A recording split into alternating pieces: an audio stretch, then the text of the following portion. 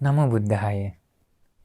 सर्वप्रथम मेरे आचार्य गुरु जी के चरणों में मेरा कोटि कोटि नमस्कार हो। आज का दिन बहुत ही सुंदर है। आज भी हम लोग एक सुंदर धर्म के बारे में चर्चा करने वाले हैं। एक सुंदर विषय है, वो विषय है आज का ईर्ष्या, जिसको हम लोग इंग्लिश में जेलस कहते हैं। आजकल तो ये जेलस जो है, ये जो ईर्ष्या जो है, सब जगह फैला हुआ है, सभी के मन में भरा हुआ है। लेकिन हम लोग सोचते हैं कि ये ईर्ष्या अच्छी चीज़ है या बुरी चीज़ है। ये ईर्ष्या हम लोगों के मन का एक विकार है। ये ईर्ष्या हम लोगों के मन का कचड़ा है। ये ईर्ष्या सुंदर चीज़ नहीं है। सामान्य आजकल हम लोग देखेंगे तो बहुत जगह पर ईर्ष्या रहता है। जैसे हम लोग देख लेंगे स्कूल जाते समय, स्कूल में अगर कोई बच्चा पढ़ने में बहुत तेज़ है तो दूसरा बच्चा क्या करता है, उससे ईर्ष्या करता है। और देखेंगे तो अगर कोई टीचर कोई अच्छा बच्चा को बहुत मानता है और एक बच्चा क्या सोचता है, अरे वो टीचर सिर्फ उसको मानता, हमको नहीं मानता, ऐसे सोच करके उसी बच्चा से ईर्ष्या करता है। घर द्वार में हम लोग देखेंगे तो अगर मान लीजिए दूसरे का घर के बगल वाला घर बहुत उन्नति हो रहा है, आगे बढ़ रहा है, लेकिन इसका घर आगे नहीं बढ़ रहा, इसका काम कारोबार आदि आगे नहीं बढ़ रहा, तो ये लोग उन लोगों के उन्नति को देख करके ईर्ष्या करते हैं। ऐसे सोचते हैं कि अरे उन लोगों को आगे ना बढ़े, ऐसे सोचते हैं कि उन लोगों का कारोबार गिर जाए। ये ईर्ष्या है, ये मन का विकार है, ये एक गंदगी है। इससे पुण्य नहीं मिलता है, इससे पाप मिलता है। तो आज हम लोग सीखेंगे आखिर क्या है ये ईर्ष्या, आखिर कैसे ये ईर्ष्या उत्पन्न होता है, आखिर इस ईर्ष्या का विपाक क्या है, ईर्ष्या का प्रतिफल क्या है। क्या ईर्ष्या से हम लोगों को पुण्य मिलता है? क्या ईर्ष्या से हम लोग सुख भोग सकते हैं? नहीं। अगर मान लीजिए कोई दूसरा आदमी आगे बढ़ रहा है, पढ़ लिख करके जॉब करने लगा, बड़ा घर बना लिया, बड़ा गाड़ी ले लिया, सामान देखेंगे तो आजकल लोग उस पैसा देख करके जलते हैं, खुश नहीं होते हैं। अच्छा गाड़ी खरीद लिया तो जलते हैं, अरे देखो ना अच्छा गाड़ी खरीद लिया। अच्छा घर बना लिया तो अरे देखो अच्छा घर बना लिया। ऐसे करके ईर्ष्या करते हैं। लेकिन सोचिए, अगर हम लोग ईर्ष्या करें या ना करें, क्या वो गिर जाएगा? क्या वो घर नहीं बना लेगा? क्या वो पढ़ने वाला बच्चा क्या मूर्ख बन जाएगा, बेवकूफ़ बन जाएगा? नहीं ना। सिर्फ हम लोग अपने मन को खराब करते हैं, ये ईर्ष्या मन में उत्पन्न करके। सिर्फ मन में हम लोगों का कचरा भर जाता है, दूसरों को कुछ नहीं होने वाला है। इसका मतलब ईर्ष्या से हम लोग खुद गंदा होते हैं, दूसरे लोग गंदा नहीं होते हैं। शरीर गंदा नहीं होता है, मन गंदा होता है। मन गंदा होने के बाद क्या होता है, मन में विकार भर जाते हैं।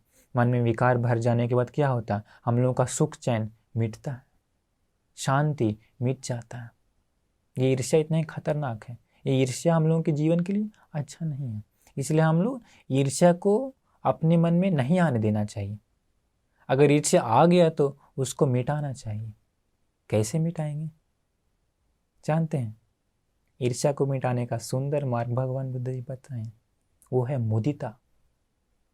आप लोग सुने होंगे या नहीं भी सुने होंगे, ब्रह्म जो होते हैं ब्रह्मलोक में, ब्रह्म लोगों के पास 4 चीज़ होता है, 4 गुण होता है। एक होता है मैत्री, एक होता है करुणा, एक होता है मुदिता और एक होता है उपेक्षा। मैत्री करना मतलब सभी लोगों के प्रति मंगल मैत्री की कामना करता है ब्रह्म। करुणा मतलब दूसरों के ऊपर करुणा जगाता है। अगर किसी का दुख, कोई दुख से है तो, बहुत कष्ट में है तो उसको देख करके अपने हृदय में करुणा जागता है, दिल में करुणा जागता है, उसे करुणा बोलते हैं। तीसरा है मुदिता। ईर्ष्या के विपरीत, जेलस के विपरीत वो मुदिता क्या होता है, दूसरों का सुख को देख करके उसके प्रति खुश हो जाना। ऐसे मन में विचार आना चाहिए, वो आयु से बढ़ जाए, वो लोग वर्ण से बढ़ जा, वे लोग सुंदरता से बढ़ जा, वे लोग सुख संपत्ति से बढ़ जा, वे लोग बल से बढ़ जा, वे लोग बुद्धि से बढ़ जा, वे लोग खान पान से बढ़ जा, वे लोगों को सारे सुख सुविधा मिल जाए। तो ये होता है मुदिता, अच्छे कामना करना, दूसरों के बारे में अच्छे विचार उत्पन्न करना। तो ऐसे करने से, दूसरों का सुख को देख करके उसके प्रति खुश होने से अपना मन पवित्र होता है, अपना मन गंदा नहीं होता। तो भगवान बुद्ध जी ऐसे बताए हैं इस ईर्ष्या को दूर करने के लिए। तो अगर हम लोगों को भी ईर्ष्या उत्पन्न होता है तो उसी समय हम लोग सोचना चाहिए कि ईर्ष्या से हम लोगों का मन ही गंदा होता है। हम लोग क्यों अपना मन को गंदा करेंगे? आखिर हम लोग ईर्ष्या करें या ना करें, वे लोग तो आगे बढ़ेंगे ही बढ़ेंगे। इस प्रकार सोच करके दूसरों का अच्छाई के बारे में सोचना चाहिए। तो देखिए आखिर इस ईर्ष्या का फल क्या है, ईर्ष्या करने का विपाक क्या है, ईर्ष्या का प्रतिफल क्या है, इस जेलस के कारण हम लोग को क्या हो सकता है, बहुत लोग ये नहीं जानते। ईर्ष्या का फल कैसे होता है, उसके लिए एक सुंदर घटना हमको याद आ रहा। ये घटना बहुत पूर्व में हुई थी, आज से लगभग 2600 साल पहले। उस समय भगवान बुद्ध जी का समय था। भगवान बुद्ध जी भारत धरती पे हर जगह जगह पर लोगों के मन की गंदगी नाम की अग्नि को बुझाने के लिए सुंदर धर्म बताते गए। लोगों के मन की अग्नि को बुझाने के लिए क्या धर्म नाम का पानी को बांटते गए। लोग उस पानी से अपनी क्या गंदगी नाम की अग्नि को, अपने मन का अग्नि को बुझाते गए। बहुत सुंदर युग था उस समय। अभी हम लोग देखते हैं कि सारे लोगों के मन में राग नाम की अग्नि, द्वेष नाम की अग्नि, मोह नाम की अग्नि सभी के मन में जल रहा है। सभी लोग उससे पीड़ित हैं। उसी अग्नि को बुझाने का मार्ग नहीं है। कैसे मार्ग मिलेगा? आखिर जो सुंदर रास्ता था धीरे धीरे हमारी सुंदर भारत धरती से मिट गया, अभी बहुत कम है। तो ये घटना उसी समय का है। उस समय एक बंती जी थे भगवान बुद्ध जी के समय। वो बंती जी का नाम था अनिरुद्ध बंती जी। वो एक अरहंत बंती जी थे। अरहंत मतलब मालूम है क्या होता है? अरहंत मतलब उनके मन में राग नहीं है, उनके मन में कभी क्रोध नहीं जागता है, वे लोग मोहित नहीं होते हैं, वे लोग संसार से आसक्त नहीं होते हैं, वे लोगों के मन में गुस्सा कभी भी नहीं जागता है, वे लोग पूर्ण ब्रह्मचारी होते हैं, वे लोग कभी भी मैथुन का सेवन नहीं करते हैं, कभी भी उन लोगों के मन में वैसा गंदगी जागता ही नहीं है। पूर्ण रूप से शुद्ध हो गए हैं, पूर्ण रूप से निर्मल हो गए। बिल्कुल उसी तरह जैसे शंख बिल्कुल सफ़ेद होता है, शंख में कोई भी गंदगी नहीं होता है, शंख पूरा उजला ही होता है, आप लोग देखे होंगे। उसी प्रकार वे लोग मन से पूरा निर्मल हो जाते हैं, अपने मन से सारे विकार को नष्ट कर देते हैं। वैसे लोगों को कहते हैं अरहंत। तो वो बंती जी अरहंत बंती जी थी। तो वो बंती जी का घर था कपिलवस्तु। तो एक बार वो कपिलवस्तु में जाते हैं अपने घर पर। जाने के बाद दोस्त लोग, फ्रेंड्स लोग और परिवार वाले लोग मिलने आते हैं। तो सब लोग बंती से बातचीत करते हैं। बंती जी भी सभी से हाल चाल कैसे हैं, ठीक है करके बातचीत की, धर्म बताएं। बंती जी पूछते हैं, अरे मित्र, सभी लोग तो है, मेरी बहन नहीं दिखाई दे रही है, मेरी बहन कहाँ है? तो लोग बोलते हैं कि बंती जी, जो बहन थोड़ा मुसीबत में है, जो बहन को बीमार है, बहन को कुष्ठ रोग हो गया है आपकी बहन को, इसलिए वो शर्मा रही है आपके सामने आने से। बंती बोलते हैं कोई बात नहीं, बुलाओ उसे। तो लोग बुलाते हैं कि अरे बहन जाओ, बंती जी बुला रहे हैं तुम्हें। तो वो बहन जो थी उसका नाम था रोहिणी। जो रोहिणी बहन जी थी वो अपने कंधे पर एक चादर से कंधे को ढक करके, पूरा शरीर को ढक करके बंती जी के सामने आती है। आकर के वंदना करके बैठ करके खूब रोने लगती है। क्यों? दुख से है इसलिए।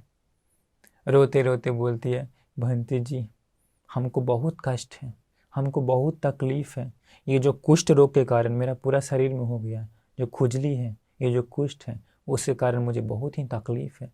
बहंती जी हम क्या करें, ठीक नहीं होता। तो बहंती जी बोले कि अरे बहना, तुम क्या कोई पुण्य करने के लिए नहीं सोची, कुछ पुण्य उन्य नहीं करती है, कुछ सत्कर्म करो। तो बोलता है, बहंती जी हम क्या करें, हमको कोई मार्गदर्शक नहीं है, मार्ग दिखाने वाला नहीं है। तो बहंती जी पूछे, ऐसा करो तुम्हारे पास धन संपत्ति है क्या?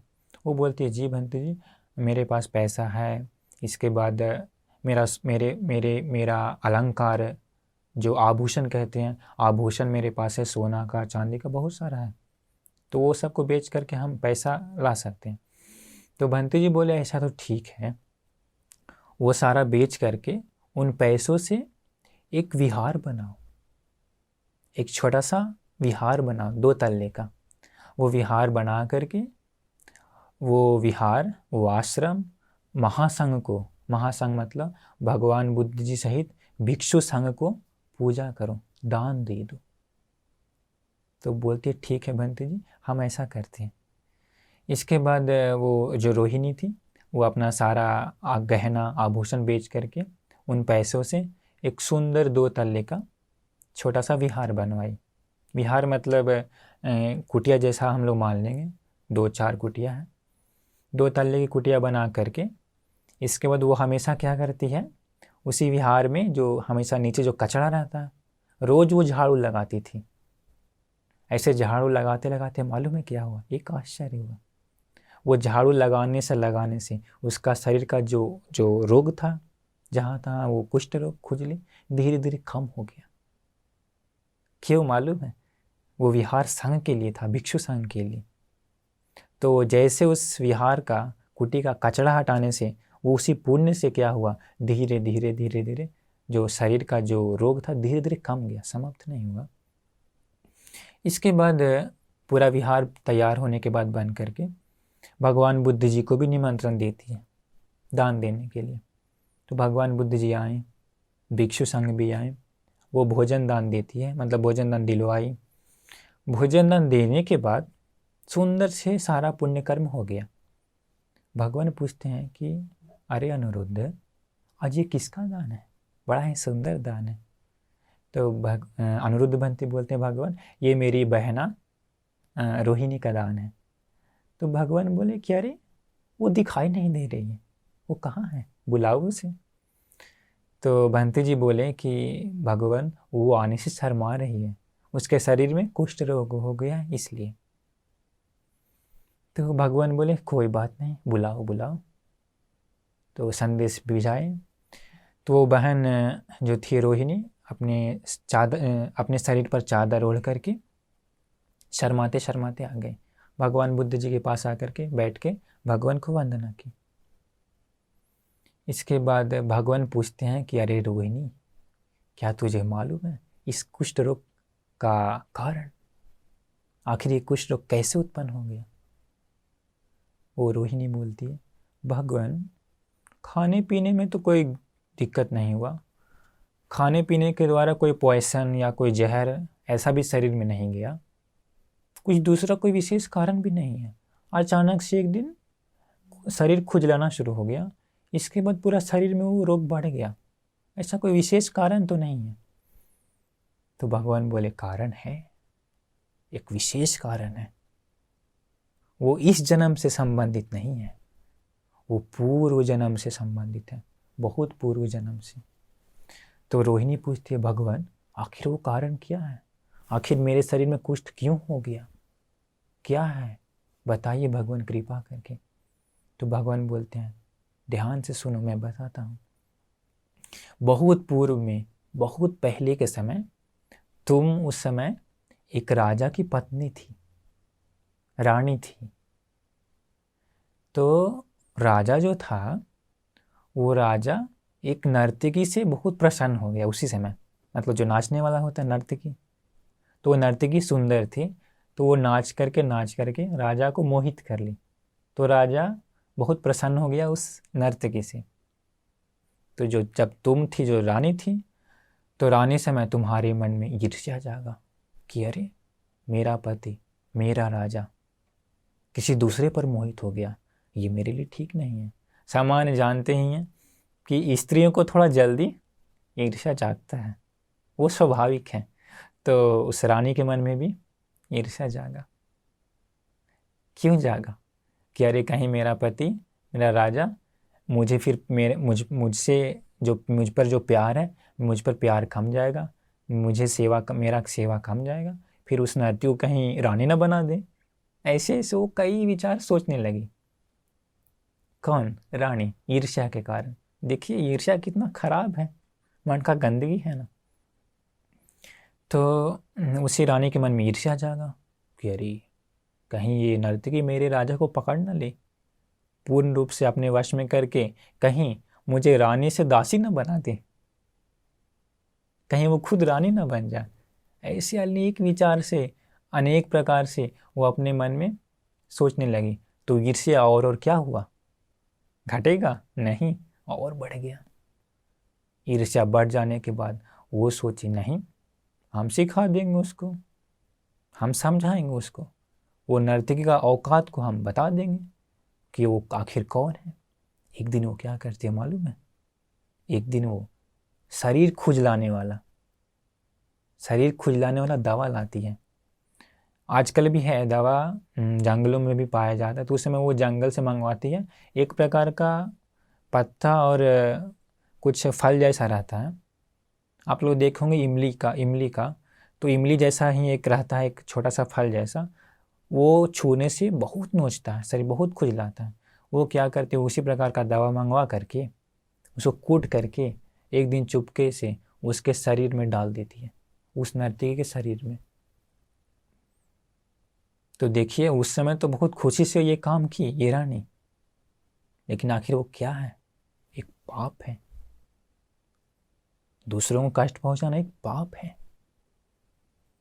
तो उसे वैसा करने के बाद, उसके शरीर में वो दवा डालने के बाद, उस नर्तकी का शरीर पूरा खुजलाने लगा, बहुत खुजलाने लगा। वो नोचते खुजलाते बहुत कष्ट से अपने कमरे में गई आराम करने के लिए, बेड पर सोने के लिए। लेकिन ये रानी मालूम है क्या की थी? उससे पहले ही बेड पर भी वो दवा छीट दी थी कि वो बेड पर आए तो और खुजलावट और बढ़ जाए। तो वो नर्तकी क्या कष्ट के कारण अपने बेड पर सोने गई। बेड पर सोते के साथ और क्या हुआ, और शरीर खुजलाने लगा।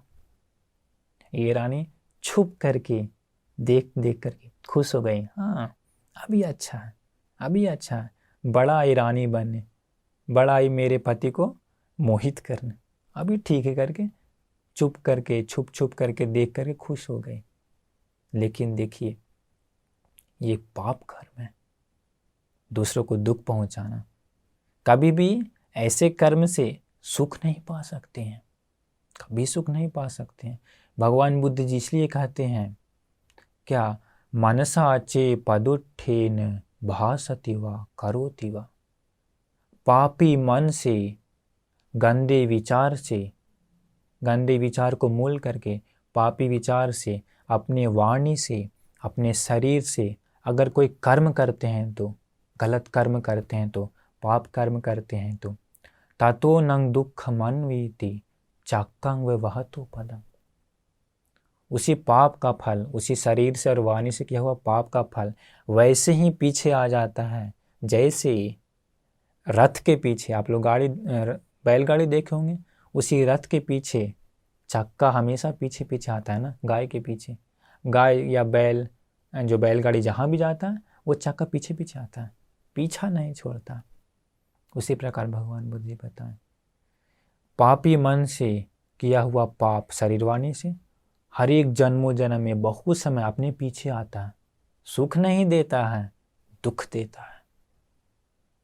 तो वो उस समय वो रानी तो कर्म की, उस समय तो वो खुश हो गई उसे कष्ट दे करके नर्तकी को। लेकिन भगवान बुद्धि बताएं, मरने के बाद नरक में गई, नरक में जा करके बहुत दुख मिला। इसके बाद जन्मों जन्म में शरीर में कुष्ठ रोग हो गया। क्या कारण? ईर्ष्या। इसका जड़ क्या है? ईर्ष्या ही ना। अगर उस समय ईर्ष्या उत्पन्न नहीं होता तो वो उसको वैसा कष्ट नहीं देती, वैसा कष्ट नहीं देती तो जन्म जन्म में कुष्ठ रोग नहीं आता। भगवान बुद्ध जी बताएं, उसी पाप कर्म के कारण तुझे अभी ये कुष्ठ रोग का दुख झेलना पड़ रहा है, लेकिन डरो मत, ये अंतिम जन्म है। अभी तुम्हारा वो पाप का कर्म का फल, वो पाप कर्म अभी समाप्त हो गया।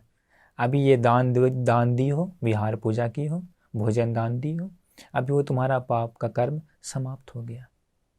इसका भगवान बुद्धि उसमें धर्म देशना की, वो रोहिणी श्रोतापन हो जाती है।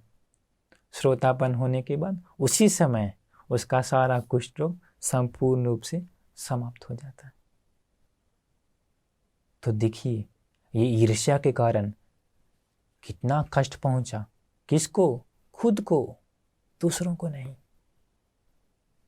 उस रोहिणी को भी उस जन्म में ईर्ष्या के कारण दूसरों को कष्ट पहुंचाई, एक बार सिर्फ, हमेशा नहीं, एक बार ही कष्ट पहुंचाई, लेकिन जन्मों जन्म में उसको कुष्ठ रोग हो गया। इस जन्म में भी जो रोहिणी समय, इस जन्म में भी कुष्ठ रोग हो गया। तो देखिए ईर्ष्या के कारण क्या क्या नहीं हो जाता है। इसलिए ईर्ष्या खतरनाक है। इसलिए हम लोग मेहनत करना चाहिए इस ईर्ष्या नाम की गंदगी को, ईर्ष्या नाम के विकार को धीरे धीरे दूर करने के लिए। हम लोग इसलिए दूसरों का सुख देख करके, दूसरों को आगे बढ़ता देख करके, दूसरों को उन्नति की ओर जाते हुए देख करके ईर्ष्या नहीं करना चाहिए। खुश होना चाहिए कि अरे कितना अच्छा है, अरे ये लोग मेहनत करके आगे बढ़ता है। अगर ऐसे हम लोग करेंगे तो, दूसरों का अच्छा ही सोचेंगे तो, मुदिता बढ़ाएंगे तो, जो हम पहले बताए थे, दूसरों के बारे में सोचना कि उन लोगों का आयु बढ़ जाए, उन लोगों का सुंदरता बढ़ जाए, उन लोगों का सुख बढ़ जाए, उन लोगों का बल बढ़ जाए, उन लोगों का धन संपत्ति बढ़ जाए। कितना अच्छा विचार है ना ऐसे सोचना। ये मुदिता है। ऐसे सोचने से क्या होता है? ईर्ष्या धीरे धीरे समाप्त हो जाता है। तो ऐसे सोचेंगे तो हम लोगों का मन में कितना निर्मल होगा ना, हम लोगों का मन में कितना सुंदर होगा ना, पवित्र हो जाएगा ना। इसलिए हम लोग ईर्ष्या ना करके दूसरों के प्रति मुदिता बढ़ाने के लिए कोशिश करना चाहिए। दूसरों के बारे में, दूसरों का अच्छाई के बारे में सोचने के लिए कोशिश करना चाहिए। तो हम लोग आज ये जो सुंदर बात सीखे हैं ईर्ष्या के बारे में, हम लोग अभी समझ गए कि ईर्ष्या हम लोगों के लिए अच्छा नहीं है। ईर्ष्या एक प्रकार का विकार है, एक प्रकार का गंदगी है। तो हम लोग इसी घटना के जरिए हम लोग आज जो सीखे हैं, ये सुंदर कथा, सत्य कथा है, घटित हुआ है, इसी कथा के जरिए, इसी चर्चा के जरिए हम लोगों को कोशिश करना चाहिए ये ईर्ष्या धीरे धीरे दूर करने के लिए। इसलिए हम सबको, आपको, हमको, हम सभी लोगों को इस ईर्ष्या को धीरे धीरे दूर करने के लिए ये धर्म कारण हम सबको उपकार हो जाए, सबका कल्याण हो, सबका मंगल हो, सभी लोग सुखी से रहें, यही मेरी कामना है। नमो बुद्धाय।